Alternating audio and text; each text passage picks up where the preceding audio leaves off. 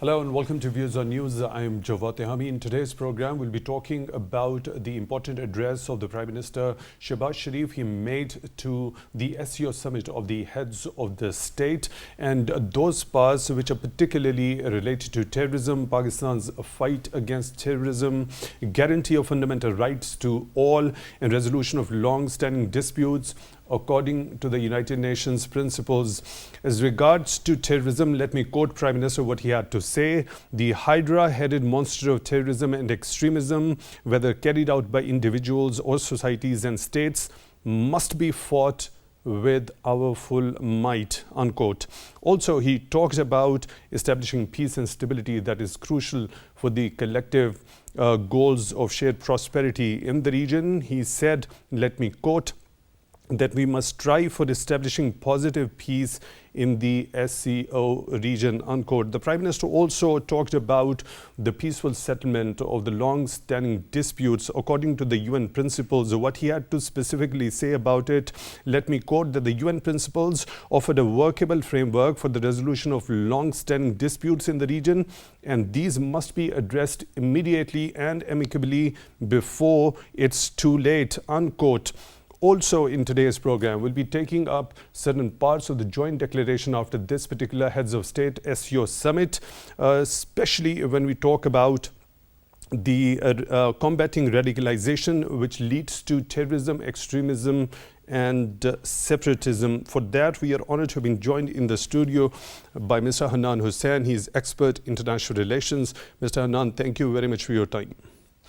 And on Skype, we are honored to have been joined at the same time by Lieutenant General retired Raza Mohammed Khan. He is former president of the National Defense University. General Raza, thank you very much for taking time out for Views on News tonight. We really appreciate that.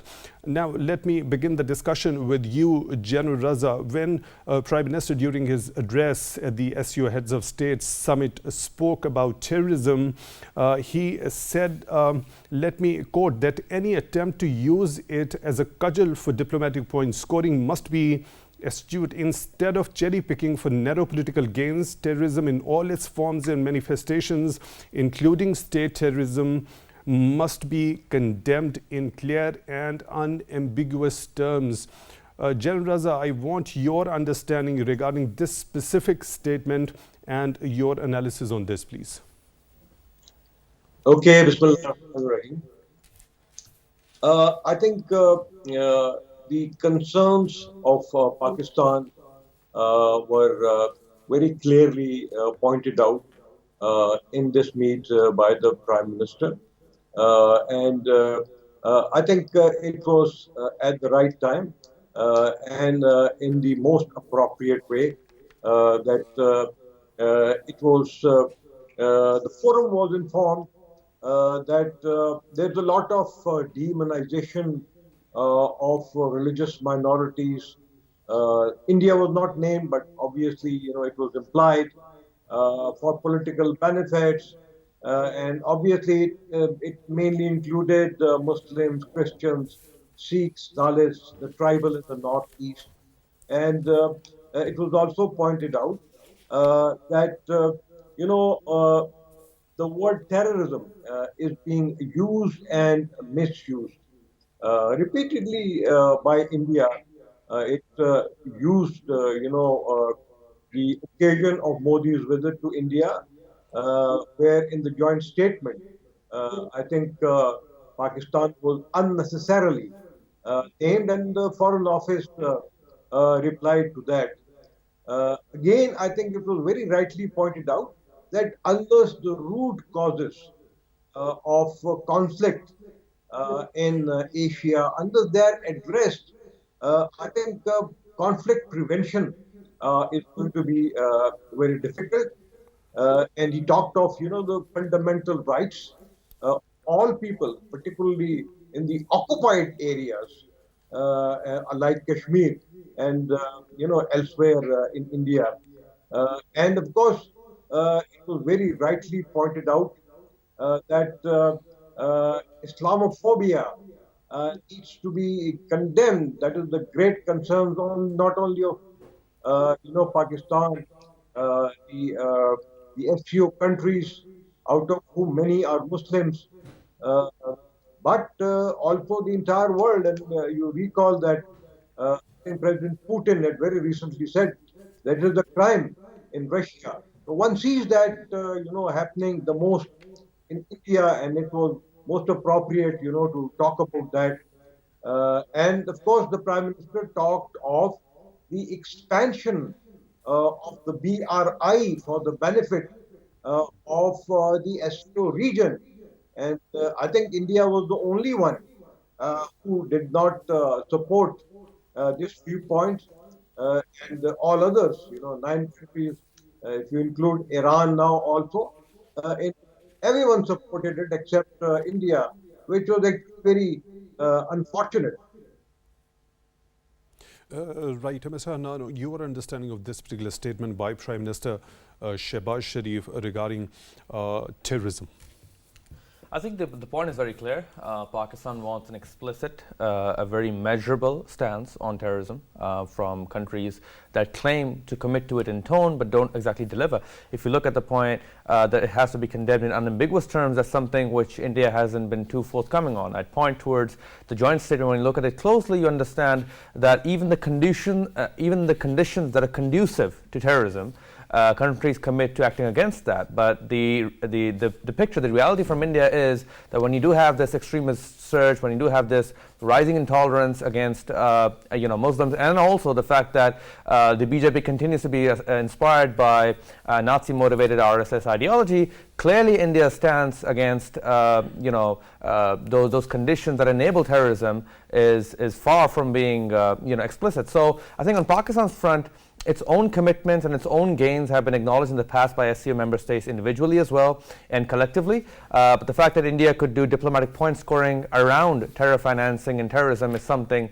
that this particular summit really couldn't afford to India as an audience. So I think it was a win for Pakistan in the sense that terrorism needs to be unambiguous. It's a collective pursuit, and if countries commit to it, they need to have actions to back it up. So how do you analyze this particular statement by Indian Prime Minister when he calls on the world major powers and the SCO members in particular not to hesitate to condemn countries that support terror? Did he forget that his country was supporting cross-border terrorism, sponsoring it, facilitating it, and the evidence, the solid proof of which has already been made public, and that has also been shared with the United Nations and the relevant organizations at the international level? Yeah, absolutely. I think this was a rhetorical, baseless statement. It was basically a sign of India's anxiety when Pakistan points out that, look, we're not going to tolerate one-sided statements that look to terrorism, look to frame, for example, even implicitly, Pakistan's genuine contributions against the fight as something that were nullified. So I think when you read into the statement, look, there's ample proof. The Pakistani government and military representatives collectively had also shared a dossier which basically pointed out all those things. India condemned it back then as well. But even if you look at it like from India's part, there's limited incentive to acknowledge it, because acknowledging it would mean reforming from within, and that's something which India has skirted.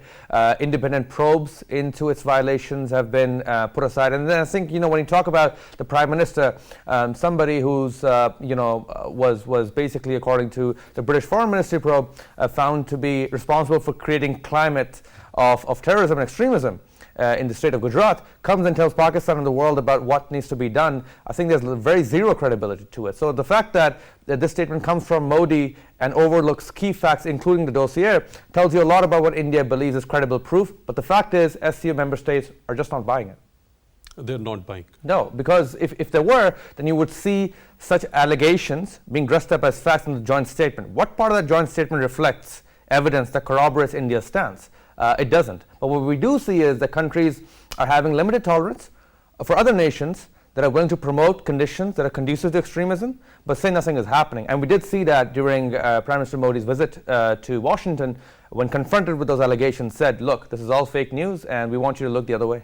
I continue to repeatedly ask this particular question: if the SCO members know the ground reality, and if they don't buy the narrative, the false narrative of Indian side, what exactly happened during the a meeting between President Biden and Prime Minister Modi and the joint statement coming after that? The joint statement was basically just designed to show, India leveraging United States support and saying, look, we want you to point towards what we feel are cross-border concerns. But when you look at this narrative, this has been one that has sustained for decades, and Pakistan has repeatedly called this bluff at the UN as well. That for me was just India calling on the United States to kind of give credence to India's fears that Pakistan would be doing it. But then again, when confronted with evidence, there was nothing to suggest it. What I do feel is that that was a weak stance, because if it was credible, we would see that as part of a genuine discourse in the SCO. But as the Prime Minister Shehbaz Sharif repeatedly made clear, even through his remarks, is that terrorism and extremism are focused in key areas. When you look to Afghanistan, when you look to implicit concerns about India, that's where the scrutiny needs to be. And India just relying on the United States to point fingers towards Pakistan is something that Pakistan will resolutely not stand against, and we've resolutely not stand for.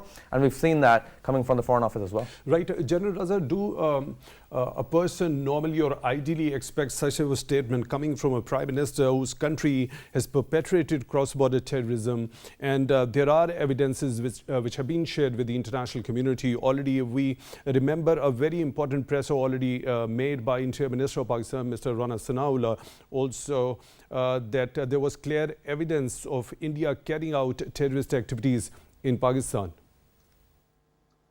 Absolutely. I think very comprehensive dossiers were prepared by Pakistan, and it was shared with important capital. It was shared with the United Nations, and I think the whole world is aware of that.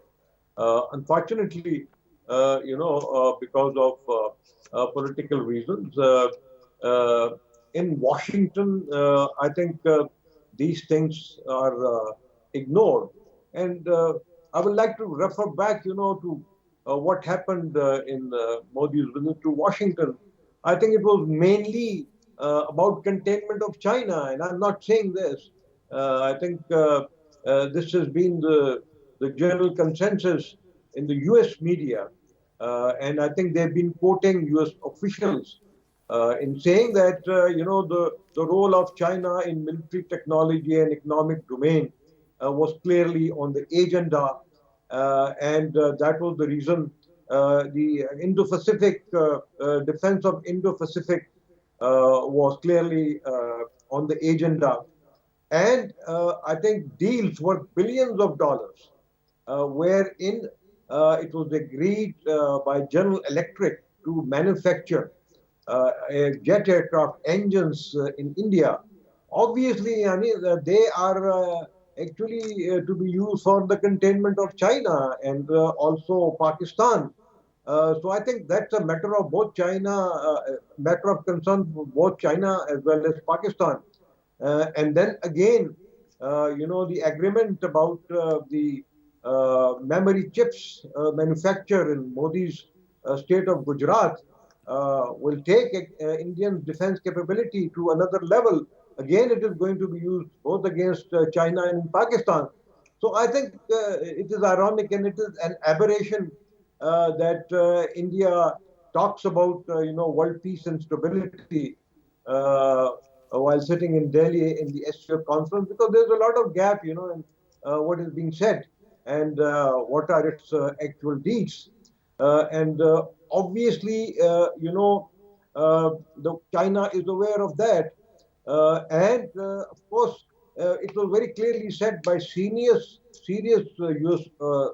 US officials who did not want it to be named that the aim was to wean away India from Russia and Russia military hardware. So now look that Russia itself is a member of SCO, and it was the green, to fall into the US lap. And again, it was very clearly said that one of the purpose of all these deals were that whatever was being manufactured in China, they should eventually shift to India so that China's containment is ensured. So all these things, I think, did not augur well for the SCO itself in the very recent past. And I think both China and Russia understand that. In that connection, even France should understand that if US firms started manufacturing jet engines in India, then obviously whatever deals of Rafael India had with France, it is going to adversely affect that as well. But then I think it is for India and these countries, to decide these things. But all these deals are a matter of great concerns for the stability and security in the regions, and particularly for the strategic imbalance that it will create in the subcontinent. General Raza, if the primary focus or the agenda of that particular meeting between President Biden and Prime Minister Modi was the containment of China, what I understand from your view, so what was the justification of pinpointing Pakistan, a long-time frontline ally in the war on terror with the United States of America and heavily paid in terms of men and material? Yes, absolutely. I think when the statements, unwarranted statement about Pakistan was mentioned in that, I think the Foreign Office very rightly challenged that. And I think the United States State Department should have been itself advised the White House not to mention Pakistan in that statement, because as we have been discussing, I think they are aware of what India is doing in Kashmir, and they are aware of what it did in response to the attacks on Pulwama, when an aggression was carried out in Balakot, and thereafter, when a missile was fired at Pakistan, and the list is very long. So as I said, unfortunately, all that was ignored, and Pakistan was named in that sort of communique. I think our Foreign Office and our ambassador, I'm sure they have communicated in the strongest words, and I think the US ambassador here was, a démarche was given to him. So I think we hope that in future, these kinds of, diplomatic overtures just to please the countries would not recur. And if they do, then obviously I think it will spoil the relationship, the cordial relationship between Pakistan and the United States.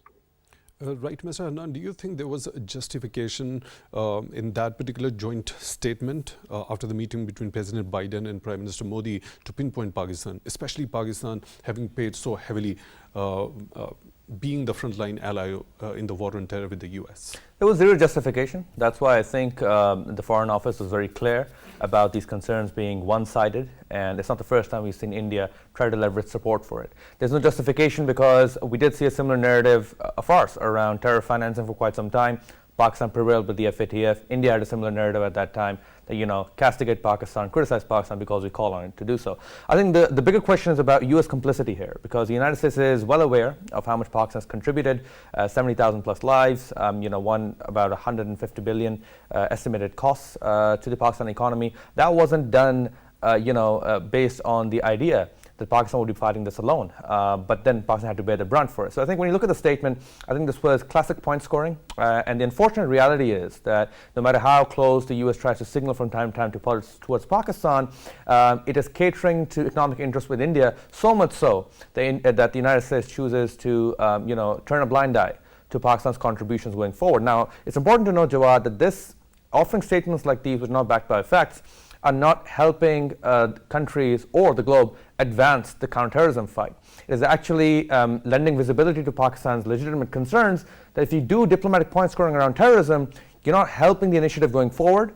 You're creating false perceptions about other countries, and then the countries which are actually promoting this are also those that are also kind of cultivating conditions for extremism. And Pakistan sees that within India. So I think the fact that Pakistan continues to put India on the offensive is precisely what is irking India to leverage US support for these false claims. So isn't it ironic on the part of the US? We have recently seen a continuous expression of unconditional support towards Pakistan in dealing with this menace of terrorism, especially with the banned Tehrik-e-Taliban Pakistan, and later on we see such type of statement coming.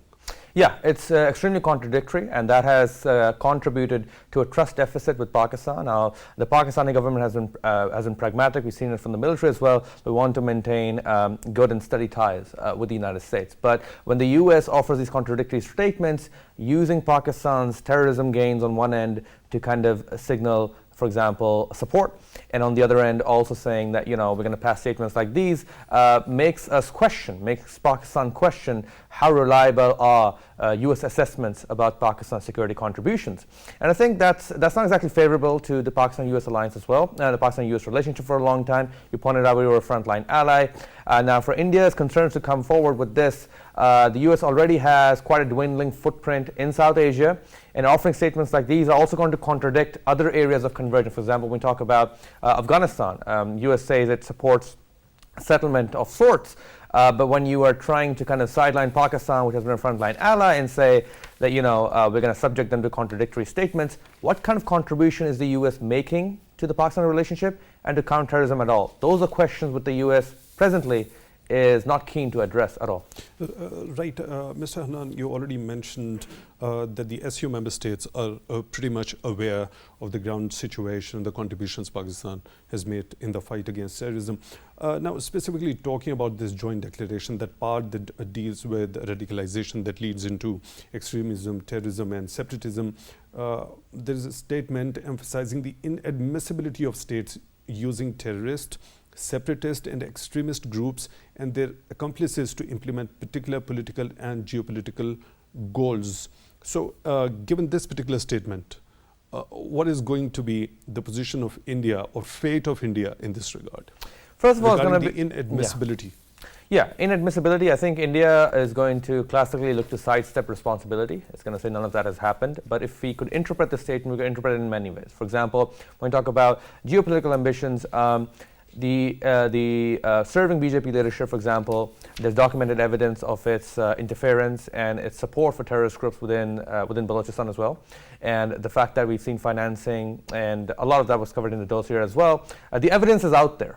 It's a question of acknowledging and scrutiny. I think the SCO has been pretty clear about all forms of terrorism. You've seen separatism and extremism, and also the fact that countries would say we're not actively promoting it, but have conditions that can lead to that is also a huge concern, and that is in some ways an implicit target towards India. So when I would interpret it, I'd say we shouldn't be caught in this fantasy that India would come up and own up to its contributions to fomenting terrorism against Pakistan. But the fact is, when you read into that statement, all manifestations across the board would be condemned, and if India continues to deny it, it stands little chance to convince SCO member states to toe its line against Pakistan.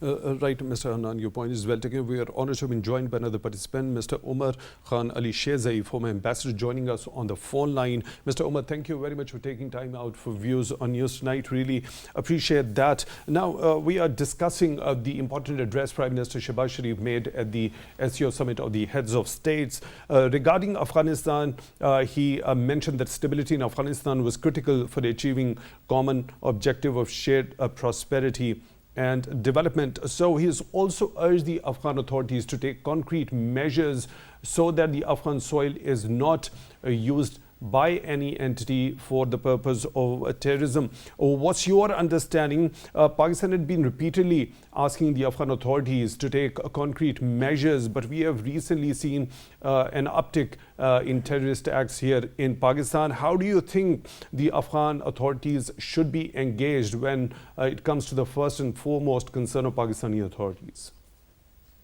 Bismillah ar-Rahman ar-Rahim. The problem is that there is a trust deficit on both the sides. Well, either our people have not been able really to tackle all these issues with the Taliban properly, have not understood our point of view properly. There is certainly a gap, which is a trust deficit, or you can say communication gap, because the people currently engaged, for talks with the Taliban or negotiations with Taliban, I think they are not really conveying the proper message of the government of Pakistan. And at the same time, I would also say, I have been saying it repeatedly, that up till now we have not considered Afghanistan as a real sovereign state. We always consider Afghanistan as a subservient state, and that is where we give a little space to the Indian interference through Afghanistan. So my own opinion is, of course, it is not a good sign that there is this trust deficit existing, which results in these kinds of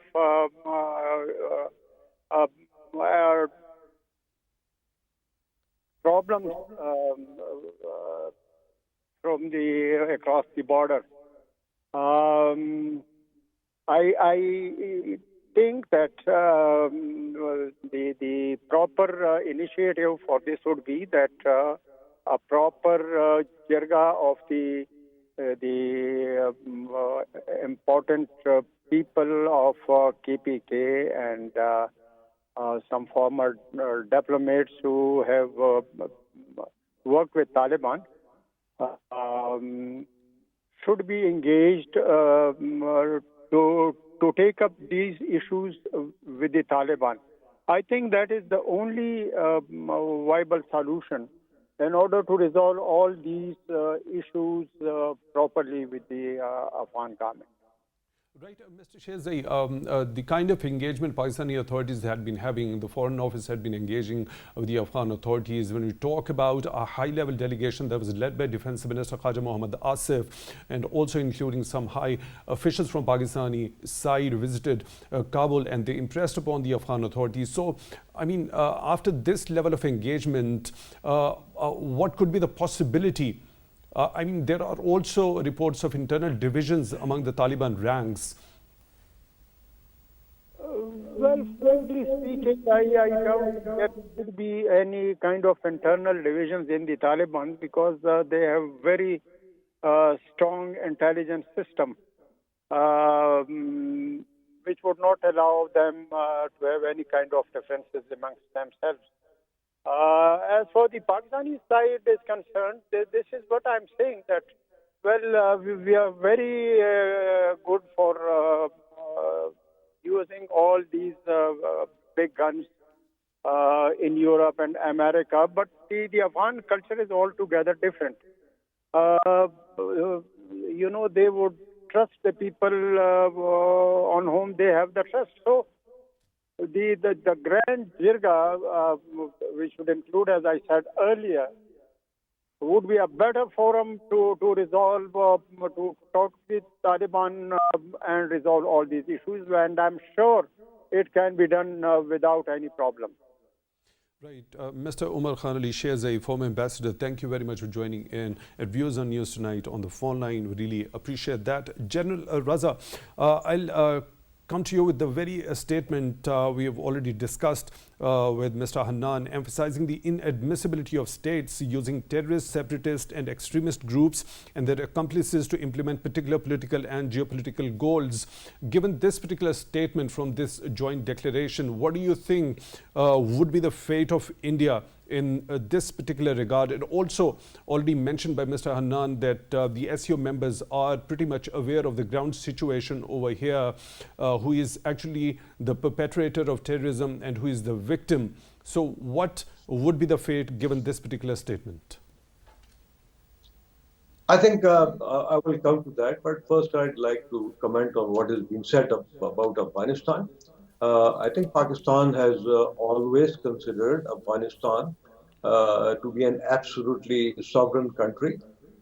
We have never, I think, considered Afghanistan as anything less than that. because it's a part of our foreign policy that Afghanistan be a stable, secure, prosperous, and united country.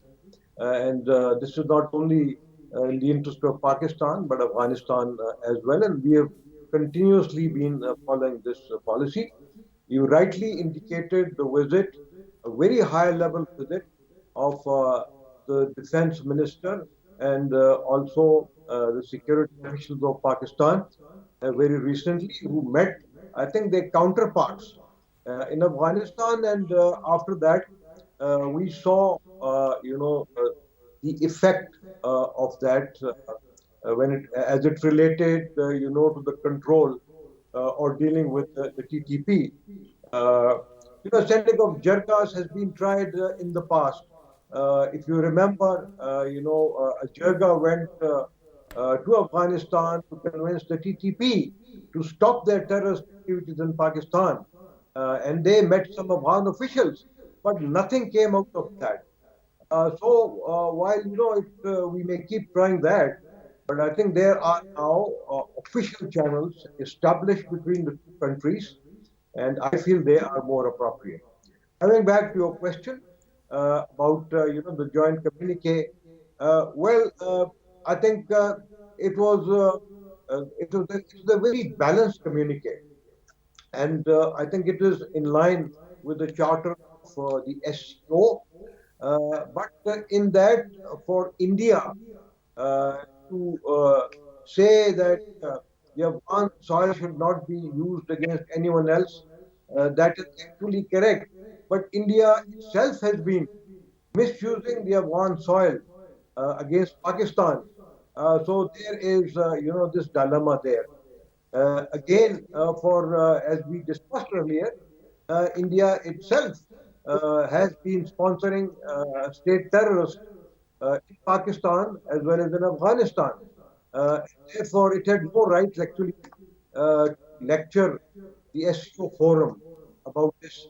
But another very important point, I think, that was brought out by both President Xi and President Putin was, the recommendation for trade in local currencies. And I think one knows that this is happening between Pakistan and not only Pakistan and China, but now also between Pakistan and Russia. So I think that was a very important point, and I think everybody agreed with that.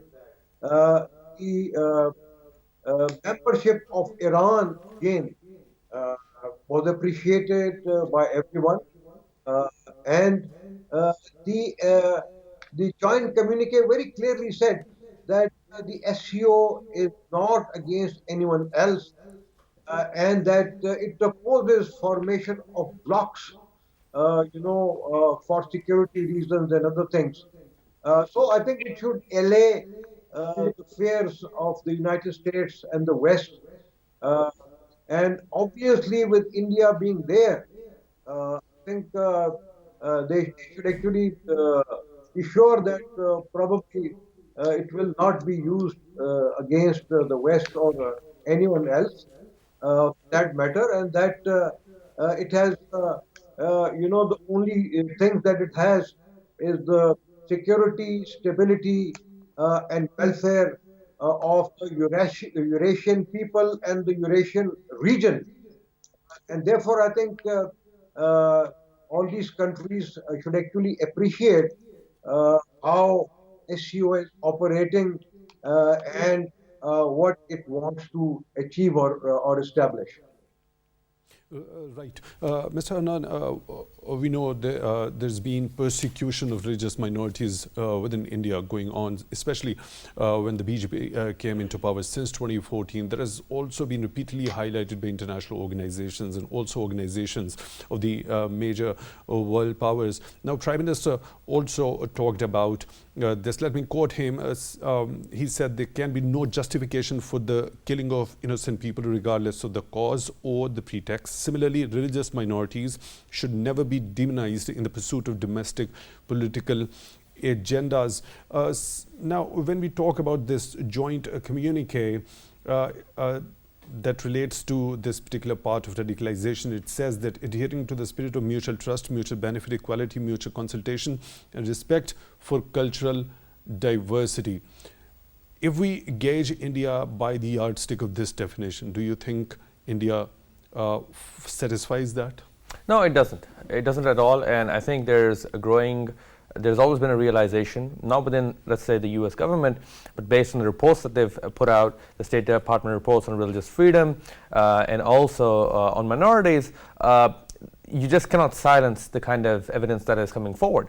And I think we did see that when Modi paid a visit to Biden in Washington, when rights critics were like, there's an ocean full of evidence against Mr. Modi, contradicting his claims that there's nothing happening in India against minorities, and why doesn't the US government kind of come forward and do things? So that, on one end, kind of cultural diversity in India has used that to kind of, deflect criticism and deflect scrutiny from independent probes. We've seen that, for example, there's an Al Jazeera a documentary, an investigation that came forward which cited testimonies from officials and also an RSS defector, which basically said how we were trained to kind of, in some ways, even justify the kind of things that are going forward. We've seen the harassment of about 70,000 Muslim minorities in a select province as well. So with that kind of evidence going forward, cultural diversity for India, I think it's an aberration for India to make that claim, and on the other end say, look, we don't want independent probes into it, and anything that holds India accountable, even remotely, looks to do so, is not an ally we can trust, is not evidence we can back.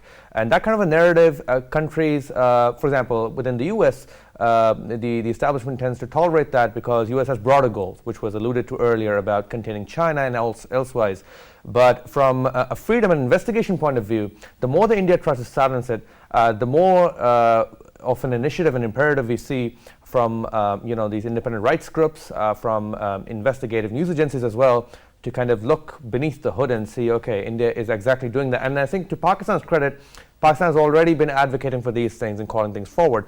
The more evidence comes forward, corroborates Pakistan's initial understanding that, look, we knew this from the start, and where's decisive action against it? In that scenario, what happens to be the responsibility of the SCO member states towards India? SCO member states, I think, would want to build on the definition of extremism, of the conducive conditions that they want for peace, and build on this to kind of extend scrutiny towards states that are not exactly delivering on those interests. We did see India take exception to some point within the communique that came forward, indicating agreement where it's opportune for India and diverging where India feels it should. So I think if the SCO states build on their existing counterterrorism mechanisms, incorporate new ways to identify and condemn and also hold accountable countries that are fomenting kind of these waves of extremism, I think that would add to SCO's credibility as an effective, I'd say, mechanism to counter these goals. So the pointers are in that statement. It's just that they need to institutionalize it further. So with India disagreeing on certain points of its own choice, what sort of an impact is going to have on the overall functioning of the SCO? I think the SCO will still endure. So if you look at it from an economic point of view, we did see that India did not agree to the Belt and Roads, demonstrated connectivity gains. But the SCO, the Euro-Asian, this grouping, has endured in the past regardless of Indian objections. Now, India not subscribing to Belt and Road does not mean that the Belt and Road is a central pillar of kind of supercharging, for example, Central Asian aspirations for infrastructure.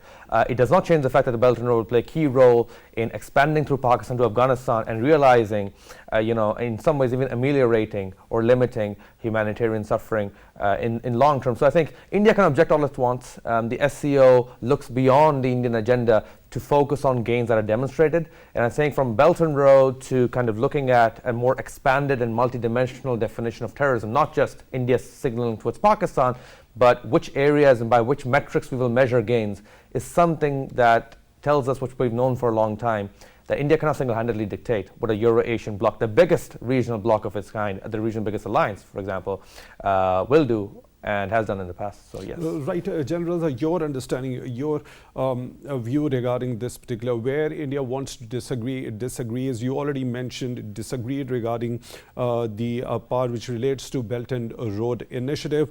Do you think it's going to affect the overall functioning of the SCO as a regional bloc? I think, it may not affect it drastically, but obviously it's not good that India stands out as the only major country which opposes, uh, a project which all others support. And I think it was appropriate again for the Prime Minister to make a mention of the SCO connectivity connectivity conference that is supposed to be held in Pakistan in the last quarter of this year. And I'm sure, India will be invited. We do not know whether it is going to be physical or virtual, but one will have to wait and see whether India supports that or not, because connectivity of the SCO regions actually is also the mandate of the Belt and Road Initiative and the CPEC. So I think if India has some pretext to oppose the CPEC, then one is not sure whether it will attend that vote or not. But one hopes that they do so.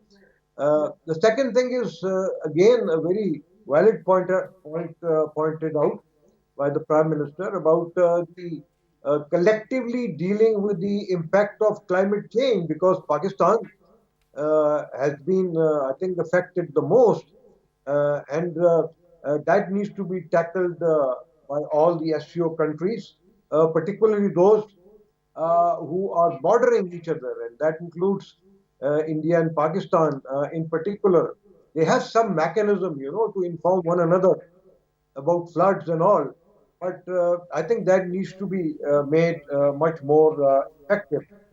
Uh, so I think all these things would make a difference in some areas, but I think much needs to be desired, particularly when it comes to the Indian attitude towards its neighbors and towards some of the SCO countries, particularly Pakistan, China, and I would even say a few others. Right, Jen Raza, one last point. The Prime Minister also highlighted the right to self-determination, also called for the resolution of long-standing disputes as per the UN principles, urging the world to immediately and amicably resolve them or settle them before it's too late. Now, when we talk about the SCO chart, the Article 2 of it also talks about the peaceful settlement of disputes between the member states. The kind of communique we've got after this particular Heads of States summit, it talks about the respect for the rights of people to an independent and democratic choice of the paths of the political and socio-economic development, emphasize that the principles of mutual respect for sovereignty, independence, territorial integrity of the states, equality, mutual benefit, non-interference in internal affairs, and non-use of force or threat to use of force are the basis of the sustainable development for international relations. Again, it calls for the commitment to peaceful settlement of disagreements and disputes between countries through dialogue and consultations. Any specific role the SCO can play when it comes to resolving the long-standing dispute between Pakistan and India, the IIOJK? Well, I think all the members of the SCO are aware that Kashmir is an international dispute amongst three nuclear powers. It is certainly not a domestic issue of India, which it has been considering, and by doing so, it has actually hurt its own national interest. You can see that the change of the status of Kashmir itself has caused more problems to them than bringing any benefits that they were expecting. And it has raised tensions now between China and India. And the issue has been, I think, internationalized much more than what it was. Across the political divide, Kashmiri leaders have vowed to oppose all those decisions which India took on the subject. And I think the Indians realize this, but they are not reversing those decisions. And unless they are reversed, I think peace in the SCO region, particularly the subcontinents, including and China, I think it is going to be a far cry. Probably, I think some countries who are part of the SCO need to raise this issue. Russia could be one who could advise, because Russia and India are very close. They could advise the Indians, to try and resolve this issue according to the SCO charter, peacefully through dialogues. But unfortunately, India is shying away from dialogue. It has been doing so in the past, and unless that dialogue on the issue is resolved, is renewed, and unless their decisions of 2019 about Article 370 and the statehood discussion. I think unfortunately we have got a little bit of distortion. We'll try to reconnect to General Raza. Ms. Hannan, your understanding of this, the resolution of long-standing disputes through dialogue, amicably and immediately. Do you think SCO could play a role in the near future when it comes to the resolution of the long-standing Kashmir dispute? I think SCO can play a key role in generating momentum towards getting India and Pakistan to recognize the value that the dispute resolution holds for the mechanism itself. I'd say it was rightly pointed out that India shows no signs of engaging with Pakistan on a dispute that is kind of dominated by India's illegal occupation. The evidence is out there, but I think I'd point to key building blocks within SCO. So, for example, when you talk about certain, I'd say, ICT cooperation mechanism, which is more to do with technology and communication, but the emphasis has been on kind of advancing cooperation between member states based on specific mechanisms under the UN. So I think as the SCO aligns more and more closely with UN design mechanisms and a UN-centered architecture, I'd say it'll become a bit of a priority on its end to set a precedent that, look, we align with the UN-centered architecture, but we're also looking to advance momentum on a dispute that is central. That is centrally kind of driven by those resolutions. So I think bringing Kashmir further onto the table, I'd say initiative from Russia and China will play a key role, from Pakistan as well. But as SCO aligns more closely with UN design mechanisms, Kashmir could give it kind of like a strong precedent of SCO's own alignment. So the closer SCO becomes with the UN, the more opportunity it will be to generate momentum and limit trust deficit on a simmering dispute. Right, one quick last comment. By shying away from dialogue with Pakistan on IIOJK and becoming a signatory to this joint communique that talks about peaceful settlements of disagreements and disputes through dialogue and consultations, what does that depict about India? It depicts the fact that India wants to support these mechanisms and these aspirations and rhetoric, does not want to commit explicitly. If it did, it'll have I'd say reservations pointing towards Kashmir and saying, look, we'd go for an independent probe. I mean, even the idea of having independent press come into Indian occupied Kashmir is enough to irk India. So moving towards a dispute, clearly SCO has a lot of work to do to get this simmering dispute high on the agenda and set a precedent for SCO's alignment with the UN. Mr. Hannan, Hussain, expert in international relations, thank you very much for joining in at Views on News tonight. We really appreciate that. On Skype, we were joined by Lieutenant General retired Raza Mohammed Khan, former president of the National Defence University. General Raza, thank you very much for your time also once again for being with us on Views on News tonight. We really appreciate that. With that, we come to the end of today's show. Till the next one, take good care of yourselves.